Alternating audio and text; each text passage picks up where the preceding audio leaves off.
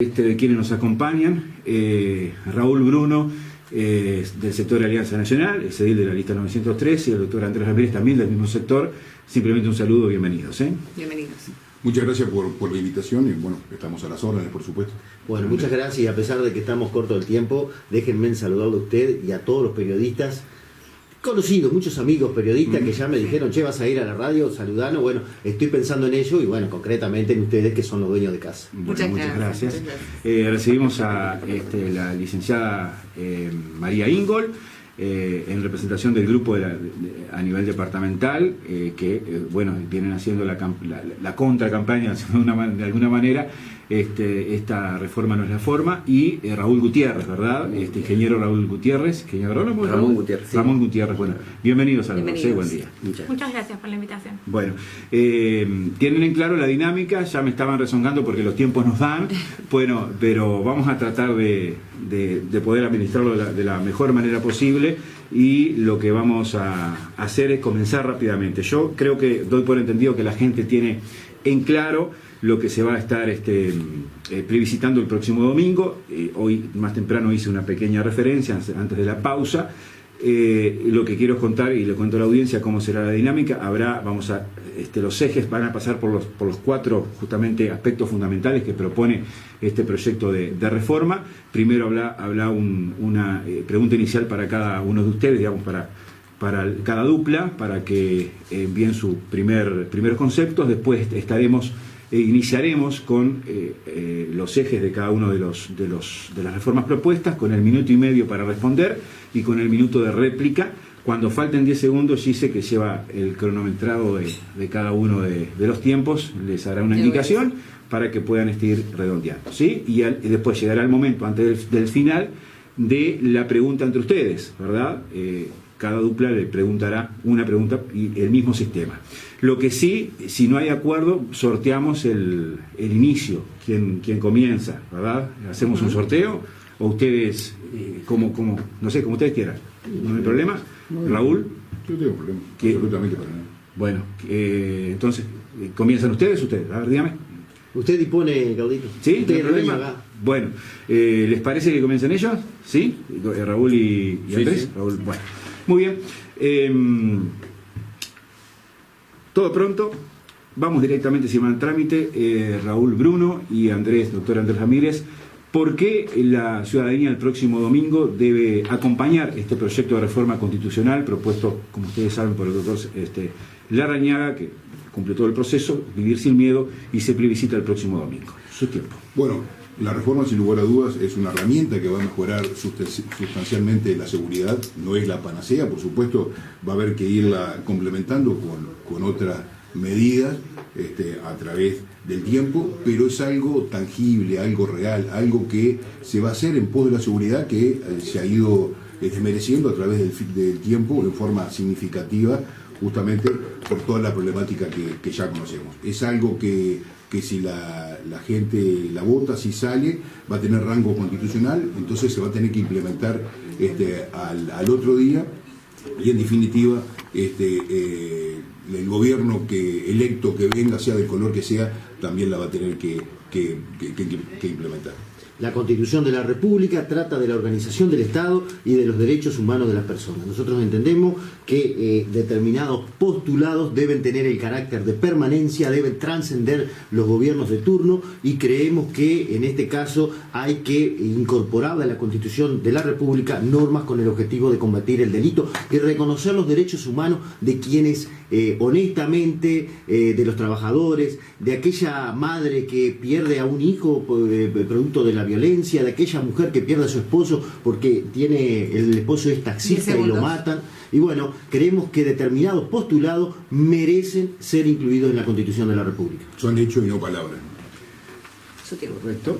Bueno, a María Ingol y Raúl Gutiérrez, la misma pregunta, con el cambio lógico de por qué la ciudadanía no debe apoyar este proyecto de reforma.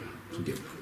Nosotros en particular invitamos a la ciudadanía a reflexionar sobre este tema del crecimiento de la violencia, que coincidimos en que es un problema que actualmente tenemos, y nos parece que es fundamental pensar en otras formas posibles de resolver este tema. Nos parece que esta fórmula que se propone a través de la reforma es más de lo mismo. En realidad la tendencia de aumentar los castigos, de aumentar las penas, es una práctica que ya se viene aplicando acá en nuestro país y los resultados muestran que no ha sido exitoso. Por otra parte, pensamos que es una propuesta que es muy costosa y ineficiente por el modo en que está formulada. Y también pensamos en que hay que prestar atención a que no hay organizaciones de la sociedad civil, de aquellas que están trabajando en el tema de la violencia, que estén apoyando esta reforma. Concretamente, nosotros en este proceso hemos invitado a gente del Instituto de Estudios Sociales y Legales del Uruguay y el Sur, hemos invitado a gente del Servicio de Paz y Justicia, hemos invitado a gente de Nada Crece a la Sombra, que es una organización que trabaja dentro de las cárceles, todas personas que trabajan, estudian, investigan sobre los derechos humanos, conocen experiencias internacionales, están muy atentas a estos temas, y ninguna de esas organizaciones sociales con larga trayectoria y que trabajan con mucha responsabilidad el tema, están apoyando esta reforma. Eso nos parece que es sintomático, que no haya ninguna organización de la sociedad civil que esté apostando a esta reforma. Y además nos parece fundamentalmente, por esto que bien decía el doctor Ramírez, que es muy peligroso y regresivo que la Constitución, que es nuestra Carta Fundamental, retroceda en derechos en lugar de aumentar en garantías. Tiempo. Bien, correcto. Ahora vamos a pasar a lo que son directamente las preguntas y centrándonos, bajando del concepto general, en los temas. Para Raúl Bruno y Andrés Ramírez, el tema es la creación de la Guardia Nacional integrada por militares en apoyo a la policía. Su tiempo. Bueno, la creación de 2.000, la Guardia Nacional creada por 2.000 efectivos de las Fuerzas Armadas que recibirán la formación para sus nuevos cometidos con estrictos criterios de capacitación y especialización que dependerán del Ministerio de Defensa y por tanto del Presidente, y que actuarán en coordinación con el Ministerio del Interior, que deberán velar por el cumplimiento de la Constitución y las leyes, deberán participar en las acciones preventivas y disuasivas para la comisión de delitos. Algo importante para decir es el apego que deberán tener y sujeción a las reglas de la Ley de Procedimiento Policial, algo muy importante. En un momento se dictó además una norma en que los militares que quisieran podrían integrar a la policía, algo que ya pasó y ya se hizo en el gobierno. Ahí en el Ministerio de Defensa ya cumplen funciones de policía en prefectura, en policía aeroportuaria.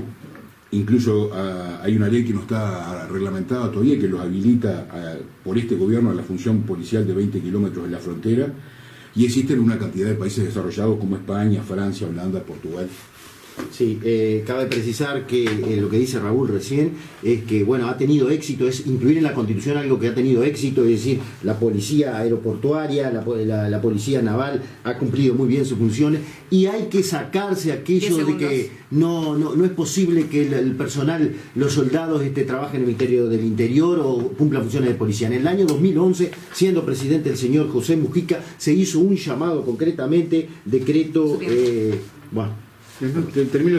Decreto 212 del 2011, firmado por el presidente Mujica, en donde se realizó una convocatoria entre personal del Ministerio de Defensa para ocupar cargos en el Ministerio del Interior. Quiere decir que no es nada nuevo. Bien, son 10 segundos más que le damos también una chance a ellos para que respondan esta misma... Nos parece muy bien. Bien, adelante. Perfecto. Bueno, por un lado, el aspecto medular de crítica a este ítem, que es uno de los más importantes que incluye la reforma constitucional, tiene que ver con la función militar, que es de estricta razón de ser para la defensa de la soberanía nacional, y los militares están entrenados fundamentalmente para ese ejercicio y entrenados directamente para un escenario de conflicto armado, un escenario de guerra, lo cual dificulta enormemente la posibilidad de que ellos ejerzan adecuadamente el rol de seguridad interna. A su vez, hay un punto que no salta de la reforma constitucional que tiene que ver con las posibilidades reales de coordinación entre el Ministerio de Defensa y el Ministerio del Interior a la hora de llevar adelante los operativos concretos, porque los militares se subordinan a la jerarquía militar y los policías a la jerarquía del Ministerio del Interior, y a su vez tienen estatutos distintos, procedimientos distintos y eventualmente justicia distinta. Entonces pierde garantía la sociedad civil ante estos efectivos. Por otro lado, los militares no se están pronunciando a favor de esta reforma. El candidato de Cabildo Abierto no se pronuncia tampoco a favor de esta reforma. Y recientemente entrevistaron a un coronel, Sergio Rico, que manifiesta claramente que hoy se pueden llevar adelante operativos, tal como mencionaban los compañeros, a demanda del Poder Ejecutivo, sin necesidad de reformar la Constitución, sin necesidad siquiera de legislar, y que pueden ser funcionales a las necesidades de seguridad. Entonces, en eso la reforma no estaría aportando nada nuevo en particular. Por otro lado, los antecedentes de incluir a los militares en otros países de América Latina han sido realmente preocupantes, tanto para la seguridad de las personas. Su tiempo. Bien. Completado el minuto 40, en realidad, a raíz de los últimos 10 segundos que utilizó Ramírez en la respuesta anterior. Ahora vamos al minuto de réplica sobre el mismo tema. Bueno, en lo que he dicho de Gutiérrez no se ajustan a la realidad, en cuanto a que no es un tema de coordinación simplemente entre el Ministerio del Interior y el Ministerio de Defensa. Concretamente, la disposición transitoria que se va a aplicar hasta que se dicte una nueva ley dice que es el Poder Ejecutivo, o sea, el Presidente de la República, el que hará las coordinaciones pertinentes, y dice también, así como el relacionamiento y colaboración con el Poder Judicial. Es decir, no estamos ante una arbitrariedad del Ministerio de Defensa, ante esos cucos del Ministerio de Defensa, sino que va a ser el Poder Ejecutivo, Presidente de la República, que va a coordinar las tareas. También decir también que, bueno, vamos, si no, no nos da tiempo. No, que en definitiva hay una realidad que, digo, lo que hablábamos, que van a tener capacitación y se van a tener que apegar estrictamente a la ley de procedimiento policial, así que van a tener justamente las funciones de policía, y esos cucos que están asusando, digo, realmente no tienen nada que ver. También a nosotros nos importa lo que diga la gente, no lo que diga un sector de la población. Por eso esto es una reforma que se va a plebiscitar y la gente, los uruguayos, van a opinar.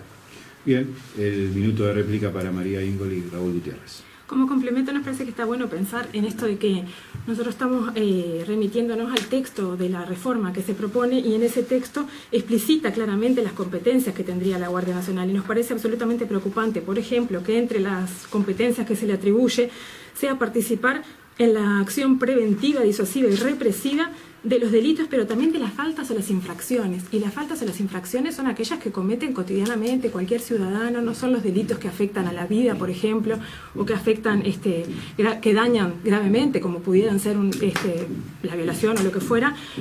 Son faltas, puede ser conducir alcoholizado, por ejemplo, y también en ese tipo de cosas esta guardia tendría competencia. A su vez, nosotros el texto lo dice, que la Guardia Nacional, como cuerpo especial de las Fuerzas Armadas, va a estar dependiendo funcionalmente del Ministerio de Defensa. Entonces nos parece que esto que decían ellos está bueno que quede claro lo que dice el texto, que va a depender del Ministerio de Defensa. Perfecto. Bueno, pasamos ahora al siguiente punto, tiene que ver con los allanamientos. Perdón, Andrés. ¿El orden no se altera? Alteramos el orden. Sí, vamos a alterar el orden exactamente para que comience María Íngol y Raúl Gutiérrez. Y vamos a los temas allanamientos. La realización de allanamientos nocturnos para los casos que el juez actuante tenga sospechas, fundadas sospechas, que se están cometiendo delitos. El minuto y medio para María Íngol y Raúl Gutiérrez. Bueno, a nosotros nos parece, en primer lugar, que el tema de los allanamientos, por una parte, es violatorio de lo que la Constitución ya establece, que en el artículo 11 dice que el hogar es un sagrado inviolable y preserva ese derecho a estar en tranquilidad en el hogar, y que se requieran determinados procedimientos y garantías para poder ingresar a los hogares. Por otra parte, la experiencia indica que los allanamientos son eventos de mucha violencia y muy traumáticos para todas las personas que lo padecen, para las personas del hogar allanado, pero también para los vecinos, las vecinas de la cuadra, del barrio, donde se producen los allanamientos. Son hechos traumáticos para las personas que los viven en general, pero fundamentalmente para aquellas personas que están en situaciones de mayor vulnerabilidad, como pueden ser niños, niñas, adolescentes o personas con discapacidad, que frente a una situación de esa clase se ven como bastante desprotegidas. A su vez, los allanamientos nocturnos, lo que nosotros pensamos es que no ofrecen garantías tampoco para los funcionarios policiales que deberían ser responsables de esa tarea, por esto mismo de la violencia que podrían generar. Y además pensamos que no es necesario introducir en la Constitución, que es eso, que es la Carta Fundamental, donde se establecen los derechos, donde se establecen las garantías, cambiar de este modo y habilitar la posibilidad de los allanamientos. Nos parece que es innecesario, porque hoy por hoy ya la policía tiene suficientes herramientas. Lo que tiene que hacer es usarlas, y usarlas bien, para poder prevenir y reprimir el delito. Entonces nos parece que ya con las herramientas que tiene... Bien, redondé. Es suficiente. Bueno, muy bien. Minuto y medio para Raúl Pruno y Andrés Ramírez, el mismo tema. Sí, el allanamiento es nocturno cuando el juez tenga fundada sospecha que dentro del hogar se está cometiendo un delito, ¿no? Igual que, en definitiva, los allanamientos diurnos. Hoy no se puede allanar una casa, ningún domicilio, si no hay fundadas razones y si el juez, con las garantías necesarias, no da la orden de que se pueda allanar. En definitiva, lo único que se haría, que el Uruguay es uno de los únicos países, junto con Portugal, que hoy por hoy no se está haciendo allanamiento nocturno, es hacer lo mismo que hace el juez de día, pero hacerlo en la noche. Eso porque hay una cantidad de delitos, fundamentalmente los de la droga, que se producen y se hacen en la noche. No, simplemente decir por qué nuestra Constitución actual no prevé los allanamientos nocturnos, es simplemente porque cuando se incorporó esa disposición a la Constitución de la República, entre otras cosas no existía luz, es decir, una oscuridad total, simplemente la gente se alumbraba con vela, entonces se entendió que no se podían hacer los allanamientos nocturnos. Hoy, con el avance de la tecnología, el avance de la ciencia, creemos que los allanamientos nocturnos es una solución precisamente para combatir el delito. Muchos delitos, da pena que la policía esté parada en la calle queriendo entrar porque se está cometiendo un delito adentro y no puede entrar ni siquiera por una orden del juez. Bueno, acá los allanamientos son para cuando hay certezas de que se está cometiendo un delito y quien lo dispone el allanamiento no es la policía, es el juez, poder judicial, poder independiente y autónomo en nuestro país. Correcto. Minuto de réplica para Bien, Raúl sí. Gutiérrez y Mónica y Ramón. Ramón, perdón, lo estoy bautizando. Ramón Gutiérrez y María Ingol, corre el tiempo. Perfecto. Bueno, esta propuesta pone el foco en frenar, detener o al menos reprimir el narcotráfico. Es importante entender el narcotráfico como un fenómeno económico que efectivamente le ha sido a los estados de enorme dificultad lograr contenerlo. Estamos hablando que el estado más poderoso del mundo, Estados Unidos, consume más de 1 tonelada anual de cocaína, tiene 2 millones de consumidores de cocaína y la droga trasciende sus fronteras sin dificultad y tienen similares dificultades para contener el narcotráfico. Tiene que ver con una capacidad de presión, de intereses económicos, de intereses obviamente de bandas, que posteriormente son bandas armadas, e impactan en el delito no solo de venta de drogas, que es un delito en sí, sino también eventualmente en delitos de ajuste de cuenta, lavado de activos y otra serie de aspectos. Creemos que la reforma no se mete, en definitiva, en la forma de combatir el cerno del narcotráfico que tiene que ver con esa parte, con el lavado de activos, que es lo que financia esa delincuencia. Perfecto. El minuto para Raúl Bruno y Andrés Ramírez. Réplica. Sí, la Constitución de nosotros es de 1830, por eso que digo, esto el tema de los allanamientos nocturnos data que no se puede hacer desde esa época. Pero algo importantísimo a decir es que hoy por hoy, cuando se está cometiendo un secuestro, por ejemplo, un femicidio, en la noche no podría entrar nadie. Entonces, digo, el juez en ese caso, en un femicidio, por ejemplo, puede dar la orden de que se haga un allanamiento nocturno. Hoy no existe esa posibilidad y nosotros lo que estamos haciendo es que se valide la posibilidad de que se pueda, ante un delito, se pueda entrar con la orden del juez. No es cierto lo que dice Ingol en cuanto se violaría la Constitución, para nada. Es decir, hoy se estaría violando si se hace un allanamiento nocturno. Si logramos reformar la Constitución y prevemos el allanamiento nocturno, no se estaría violando ningún artículo de la Constitución. Creo que ese es otro hecho importante a destacar. Perfecto, bien, correctísimo con el tiempo. Bueno, vamos al siguiente punto y volvemos a invertir el orden inicial. ¿Estamos de acuerdo ahí? ¿Alguna duda? No, ¿todo bien? El siguiente punto está referido a el cumplimiento efectivo de las penas. No se podrá aplicar la libertad anticipada en los delitos graves, ¿verdad? Es lo que dice el proyecto de reforma. El minuto y medio para María y Ramón. ¿Empezamos de vuelta nosotros? No, empiezan ellos. Perdón, acá me perdí. Sí, porque habíamos alterado. Perdón, tocan a Raúl y Andrés, perdón, el error fue mío. Adelante, por favor, minuto y medio. Sí, el tema del cumplimiento efectivo de las penas ante delitos graves, como pueden ser delitos sexuales, violación, rapiñas, es en definitiva para que esa gente que el juez le dio determinada cantidad de condena, la cumplan efectivamente. Digo, para que tengan en definitiva más tiempo para rehabilitarse, que nosotros esperamos que esa gente no salga antes porque trabaje o porque estudie, sino que tenga más tiempo para rehabilitarse y cuando salga rehabilitado, o por lo menos tratando de que esa gente se rehabilite. Y además que para que tenga una de las cosas que hay que decir, que estamos ante una sentencia firme, es decir, en determinados delitos, no en cualquier delito, y tiene que haber una sentencia firme. Esto quiere decir que esa sentencia fue vista, ese proceso penal que se inició, fue visto por todo un juez letrado y también fue vista por los tribunales de apelaciones, y la persona tuvo toda la oportunidad de hacer sus descargos, y bueno, los hizo y se ve que no tuvo suerte, entonces hubo una sentencia de condena. Perfecto, muchas gracias. Minuto y medio sobre el mismo tema para Ramón y para María. Sí, en este sentido nosotros tomamos bastante lo que dice el comisionado parlamentario penitenciario, que él hace un análisis de cómo en realidad la tendencia de no permitir que se anticipen las libertades y restringir las posibilidades de salida anticipada ya están en nuestro derecho a partir de las últimas modificaciones legales que ha habido, leyes recientes, han determinado que en delitos como la violación, abusos sexuales, homicidios, secuestro ya no sea posible anticipar la libertad, y también en los casos de reiteración y reincidencia, que compartimos de que son de las cosas que más tenemos que ocuparnos, porque en realidad es ahí uno de los núcleos fuertes del aumento de la violencia, la cantidad de reincidencias. Entonces nos parece que no es necesario, una vez más, que la Constitución se modifique para estipular esta posibilidad de anticipar las penas, porque de anticipar las libertades y el cumplimiento efectivo de las penas, porque además a nosotros nos parece que también está bueno pensar en los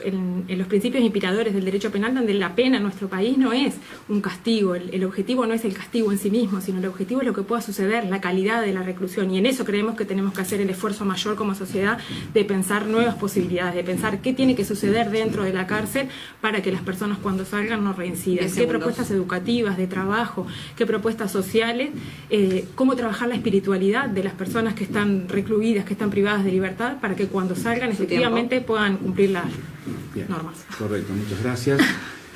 Minuto de réplica para Raúl, Bruno y Andrés Ramírez. Adelante. Es muy respetable la opinión del del comisionado parlamentario, pero los números marcan la realidad. De 6.000 personas liberadas, 4.000 reinciden, es decir, las 2/3 partes de la población. Así que creo que nosotros tenemos que tomar medidas en ese sentido. Que las penas sean un castigo. Y bueno, si alguien violó el deber de portarse bien, el deber social, eso que está en el contrato social, bueno, de alguna manera lo tiene que recompensar a la sociedad. Por lo tanto, es cierto, las cárceles tienen que servir para recuperar a la persona, pero bueno, también no es menos cierto que quien cometió un delito, de alguna manera tiene que resarcirlo a la sociedad por ello.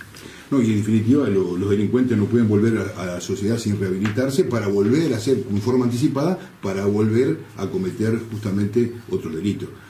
Realmente en eso tenemos que poner especial cuidado. Estamos hablando de delitos graves y gravísimos, en definitiva. Entonces no es para cualquier delito, para cualquier delito, perdón. Algo que tenemos que tener en cuenta a ese respecto. Perfecto. Muchas gracias. Correcto. El minuto para ustedes, por favor. No, decir que en realidad la mayor parte de los delitos graves y gravísimos en realidad hoy ya no pueden reducir las penas con el estado actual de las leyes.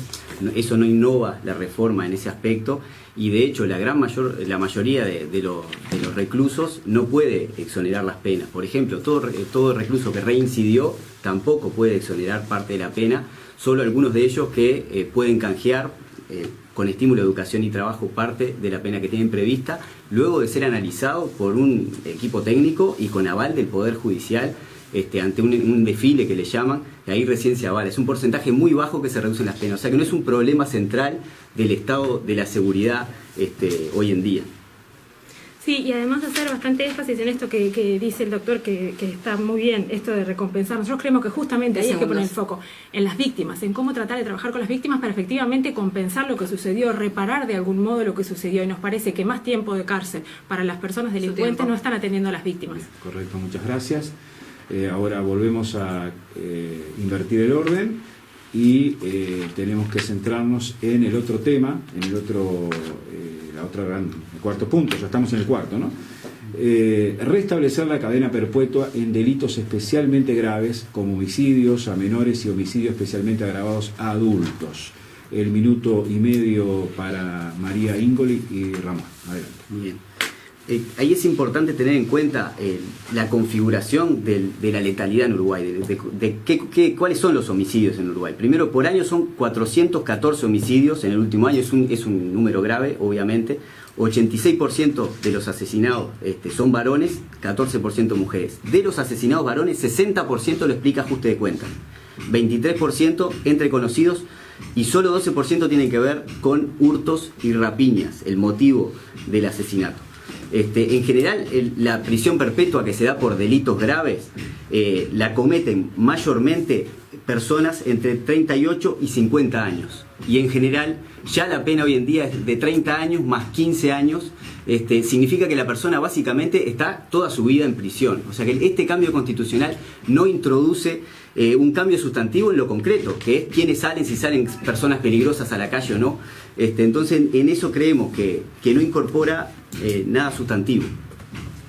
Sí, por otra parte, además, volvemos a hacer énfasis en eso, que nos parece que la permanencia en la cárcel de más tiempo no está atendiendo también esto que decía el doctor, de poder pensar en qué pasó con las víctimas, que nosotros creemos que el esfuerzo mayor en presupuesto y en capacidades humanas del Estado tiene que estar pensado en poder efectivamente prevenir que los delitos sucedan y no destinar tanto presupuesto como habría que destinar para tener más gente toda la vida dentro de la cárcel. Nos parece que es más eficiente el gasto público si se gasta en trabajar con las víctimas. Bien, correcto, muchas gracias. Raúl y Andrés. Bueno, la pena de reclusión permanente revisable de 30 años justamente apunta en los delitos gravísimos, es a la violación de un niño que mata y después que encima lo maten al niño, al sicariato, a los homicidas múltiples. Nosotros vemos, por ejemplo, que Goncalves, un homicida múltiple, salió a los relativamente pocos años por una cosa o por otra. Son cosas que hay que tener en cuenta. Ahí dicen los psiquiatras incluso que hay personas que cometen determinados delitos como los abusos a los menores y no saben por qué. Hay una voz en la de adentro que les dice, y los vamos a soltar antes para que vuelvan a cometer lo mismo. Bueno, que se revea a los 30 años si esa persona está en definitiva rehabilitado para poder liberarlo. Si no se libera y sigue preso. Bien. Antes que nada, una corrección, Carlitos, no es cadena perpetua, es reclusión permanente revisable por la Suprema Corte a los 30 años. Bueno, como lo decía Gutiérrez allá, 414 homicidios por año, más de un homicidio por día. Digo, eso de por sí solo ya habla de que hay que reformar la Constitución. También es cierto que acá se está cambiando todo, no es que no se cambie nada y hay cosas que existen en la sociedad. Acá se está cambiando todo porque el escenario que nos estamos ocupando es modificar la Constitución. En cosas que no hay en la Constitución, incluirla. Por lo tanto, no me vengan con que no hay nada nuevo en este sentido. Perfecto, muchas gracias. Vamos al minuto de réplica para Ramón y María. Bien. Por un lado hay que saber que la Constitución garantista ofrece un conjunto de derechos que no necesariamente la sociedad posteriormente es capaz de cumplir. Entonces no es cierto que por modificar la Constitución al día después se solucionan los problemas. En eso, la concepción de cómo se solucionan problemas complejos para nosotros es determinante en este aspecto. No, que en eso de nada nuevo, nosotros creemos que sí hay cosas nuevas. Justamente lo preocupante es lo nuevo, que lo nuevo es introducirlo en la Constitución. A nosotros nos parece que las cosas nuevas a introducir en la Constitución son aquellas que permitan crecer en derechos, crecer en garantías. La Constitución es la Carta Magna, lo que establece como principios generales la libertad, y que lo que no sea libertad va a ser lo excepcional. Entonces nuestra idea es poder que ese principio que está en el artículo 7 de la Constitución hoy por hoy impregne la totalidad de la Constitución y que todo vaya en consonancia con eso, de que lo privativo de la libertad sea lo excepcional, de que lo que atente contra la vida, que es otro derecho fundamental, sea lo excepcional. Muchas gracias. El minuto para Raúl y Andrés. No, decir que hay cosas que se van a aplicar de una manera inmediata. De los 4 puntos que estamos hablando, el allanamiento nocturno, la reclusión permanente revisable y el cumplimiento de las penas, se va a aplicar inmediatamente porque es un tema de que lo tiene que aplicar el Poder Judicial. El otro sí va a depender un poco del Poder Ejecutivo, el tema de la creación de la Guardia Ciudadana. Y bueno, simplemente, no sé, Raúl, a ver. No, en definitiva yo lo que veo que lo que terminan haciendo es criticar lo que no dice la reforma y realmente no van a lo sustancial. Acá la reforma lo que trata es de solucionar algunos aspectos, no todos por supuesto, porque hay que complementar con otras medidas, pero aspectos que hoy por hoy están muy comprometidas la seguridad y bueno, y que le dan en definitiva una parte de solución a un tema que es muy complicado y que es más preocupante. 10 segundos. ¿No? ¿Está bien? ¿Está bien? Muy bien, Perfecto, muchas bueno, gracias. muchas gracias. Bueno, ahora llegamos al momento en donde tienen que hacerse una pregunta, ¿verdad? Mutuamente. Seguimos el orden establecido, invirtiendo, obviamente. ¿Cómo es una pregunta? Ustedes le hacen una pregunta a ellos y ellos tienen un minuto y medio para responder y ellos le preguntan a ustedes y tienen el mismo tiempo para responder. ¿Sí? ¿Puede ser? ¿Comenzamos entonces? Bueno, sí. Bueno, la pregunta la formulan inicialmente entonces Raúl Bruno y Andrés Ramírez para que respondan Ramón y Mario. ¿Cómo resolverían eso? Bueno, no, simplemente se insistió por parte de los compañeros allá de que hay que ver a la víctima, dijo concretamente Ingol, y estamos totalmente de acuerdo. Si hay una cosa que está desamparada hoy por hoy es la víctima. Pero bueno, ¿qué hacemos con el delincuente? Porque quieres o no, el delincuente se le quedó con una vida a familiares de las víctimas. El delincuente, quieras o no, violó un pacto social que tiene que cumplir, que es respetar la vida de una persona. Entonces, me preocupan los derechos humanos que hoy por hoy están siendo vulnerados por gente que no merece de alguna manera tener un tratamiento como el que ustedes proponen. Entonces, en definitiva, ¿qué hacemos con los delincuentes? Minuto y medio para ustedes. Bien.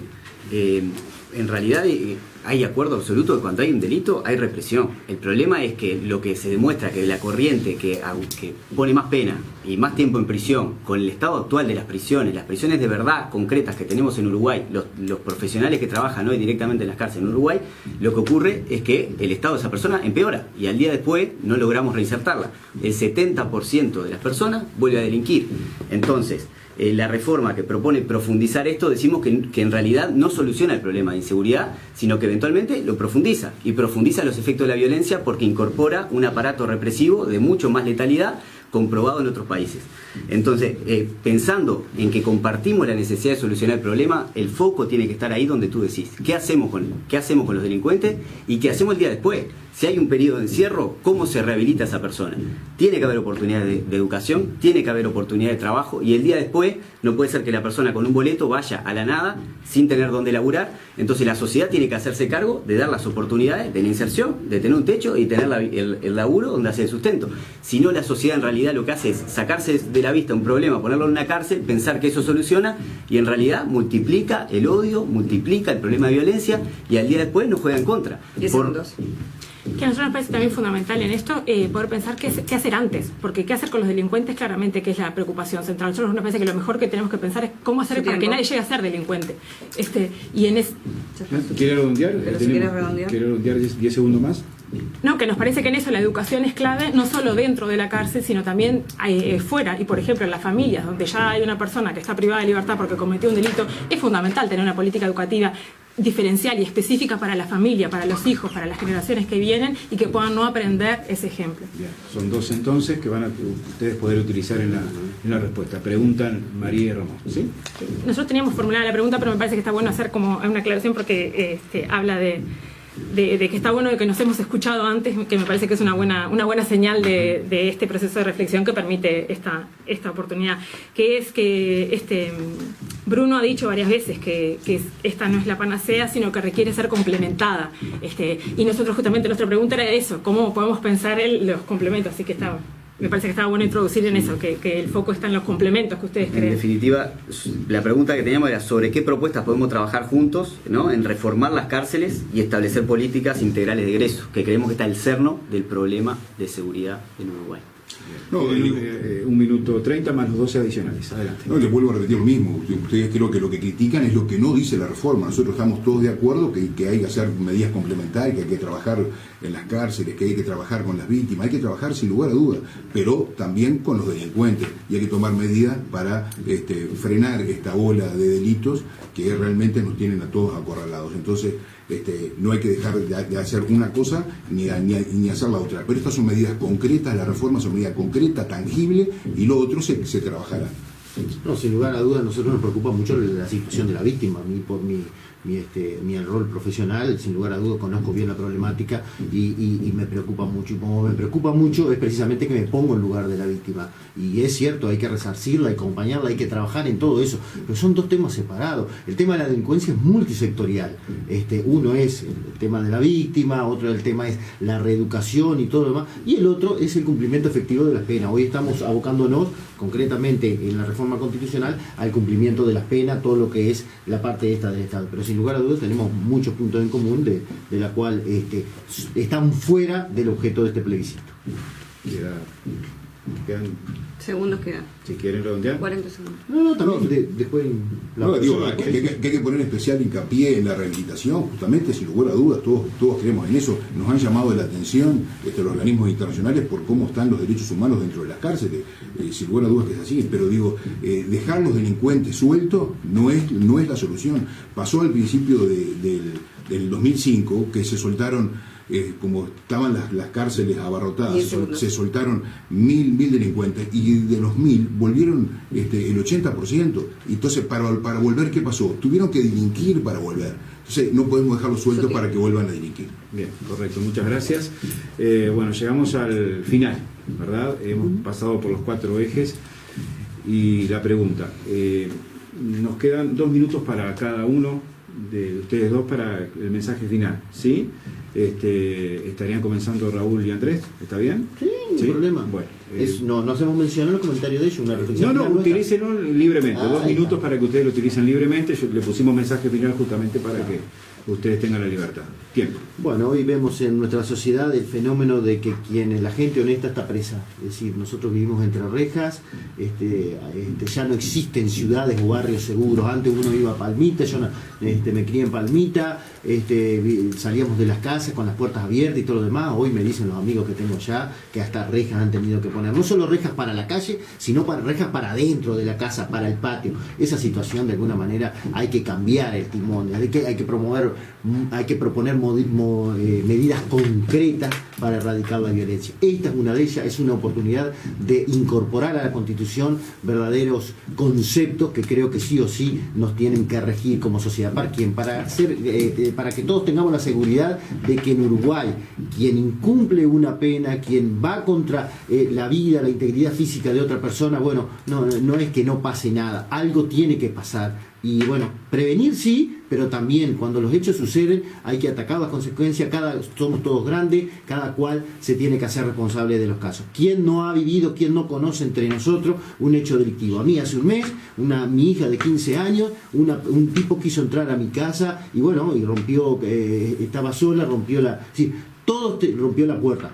Todos hemos sido víctimas del delito o de alguna manera tenemos algún familiar o algún conocido víctima del delito. Esto no puede ser en una sociedad, en un Uruguay de 3 millones de habitantes. Si no podemos resolver esto, no servimos para nada. Entonces, en definitiva, la reforma constitucional va en ese sentido, atacar los verdaderos problemas que tiene nuestra población en lo que tiene que ver con la seguridad.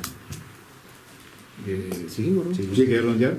No, sin lugar a dudas que es así. Acá en nuestro país, sin lugar a dudas, lo ha tomado en parte, por ejemplo, los narcotraficantes han empezado a pasar por nuestro país una cantidad de droga porque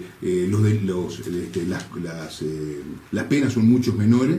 Entonces digo, son cosas que no pueden pasar. Tenemos que sentirnos seguros, tenemos que no volver, sino ir hacia adelante, mirar hacia el futuro y mirar hacia países que realmente hoy por hoy están mucho mejor en este tema que nosotros. Perfecto, 7 segundos más que se los damos a ellos. Para el mensaje de final, 2 minutos más los 7 adicionales. Como mensaje final, a nosotros nos interesa hacer hincapié en una cosa que, si bien ahora estuvimos analizando punto a punto los aspectos que propone la reforma, en realidad la reforma es un paquete que se vota todo junto o no se vota todo junto. Entonces está bueno pensar eso, que el conjunto de medidas que las desglosamos ahora, pero que están planteadas como una cosa sola, aun cuando integren cosas bien gruesas, digamos, están todas metidas en el mismo paquete. Lo segundo es que se ha dicho, digamos, como que es algo tangible, algo concreto, modificar la Constitución. Nosotros la verdad que ahí tenemos una visión un poco diferente en el sentido que si hay algo que no es concreto y que es poco tangible, es la Constitución, porque es lo que tiene los principios básicos, fundamentales, las inspiraciones de lo que va a ser el derecho. Después lo tangible y lo concreto son cómo esas cosas se implementan en la vida cotidiana. Es ir a encontrarse a la policía y que responda, es ir a encontrarse un servicio de atención a víctimas de violencia doméstica y que efectivamente tenga turnos y atienda y logre. Entonces nos parece que hay que trabajar en eso, en las medidas concretas y tangibles de verdad, lo que la gente todos los días nos encontramos, llamar al 911 y que haya efectivos disponibles y no que tenga que estar todas las cárceles cuidando a los presos que están encerrados, sino que puedan estar disponibles para ir y perseguir y reprimir el delito en el momento que eso se produce. Entonces nosotros realmente, y lo otro que me parece importante para el mensaje de cierre, esto que dicen de que como sociedad entonces no servimos para nada, nosotros tenemos una visión diametralmente opuesta con eso. Nosotros creemos que la sociedad sirve para mucho y particularmente en el departamento de Soriano creemos que hay experiencias riquísimas y valiosas de cómo la sociedad es capaz de construir formas de convivencia mucho más saludables. Lo que hacía mi abuela con las vicentinas de tejer para las personas que lo necesitaban, lo que hace mi madre en el patronato de encausados y liberados, de trabajar con la gente que está recluida, lo que hacemos hoy en los grupos que trabajamos para construir cosas colectivas, lo que pasó en Dolores con el tornado, la comunidad organizándose para dar respuesta a un problema. Nosotros confiamos en que reproducir esas experiencias de trabajo colectivo, de organización social, de que la comunidad se encuentre y genere soluciones. Las cooperativas de vivienda son un ejemplo todos los días de construir convivencia. Esas cosas son las que creemos que hay que poner el foco y esas son las que nosotros creemos tangibles y concretas para trabajar. Sí, no, acentuar nomás de que el día después la realidad sigue y digamos... Sí, su tiempo. Una aclaración, perdón. Le vamos a dar 30 segunditos más a cada uno, a Raúl y Andrés. No, pero la única aclaración que voy a hacer yo es que nunca dijimos que la sociedad no sirve para nada, ¿no? Por eso para arrancar. Y centrar el tema de discusión, lo que estamos de acuerdo en muchas cosas de lo que dice Ingol, pero acá el tema es reformar la Constitución en 4 puntos nada más. Digo, todo lo demás de la reinserción y todo eso podemos estar de acuerdo, o lo conversaremos, lo discutiremos después, pero hoy lo que nos centra es la reforma de la Constitución y bueno, yo y muchos 400.000 uruguayos que firmaron estamos de acuerdo en que hay que incluir eso en la Carta Magna. En definitiva, critican lo que no dice la reforma. Bueno, no es cierto que criticamos lo que no dice la reforma, hemos sido claros en los argumentos de qué puntos son criticables de los que sugiere la reforma, criticamos a su vez de que haya que tocar la Constitución de la República para solucionar el problema de seguridad. Por otro lado, creemos efectivamente nosotros que hay que cambiar el timón, como dicen los compañeros, pero en definitiva esta propuesta profundiza el orden de cosas que se viene llevando a cabo. Y bueno, y sí, efectivamente podemos mirar a otros países, los que dicen ellos de Europa, que muchos de ellos están eliminando cárceles porque hay otras alternativas de penas muy superiores. Bueno, les quiero agradecer a los 4, realmente sí. No, un mensajito que es importante que la gente sepa que no hay papeleta del no, sino que aquellos que no están de acuerdo no ponen papeleta. Coloca el sí y los que no acompañan. Y el mensajito nuestro es que la gente corrobore cuál es la papeleta del sí, porque hay gente de mala fe, ha falsificado papeletas y le ha puesto incluso hasta otra fecha. Y que se difunda la disposición de la Corte, ¿no? Que hizo Les agradezco mucho, estamos pasados de tiempo, la verdad hemos tenido muchísimos mensajes saludándolos a los 4 y con el respeto mutuo que agradecerle a la gente sin lugar a dudas por habernos dejado entrar a sus hogares. Muchas gracias. Muchas gracias. Nos vamos nosotros. No tenemos que despedir. Perdón por el tiempo. Chao. Gracias.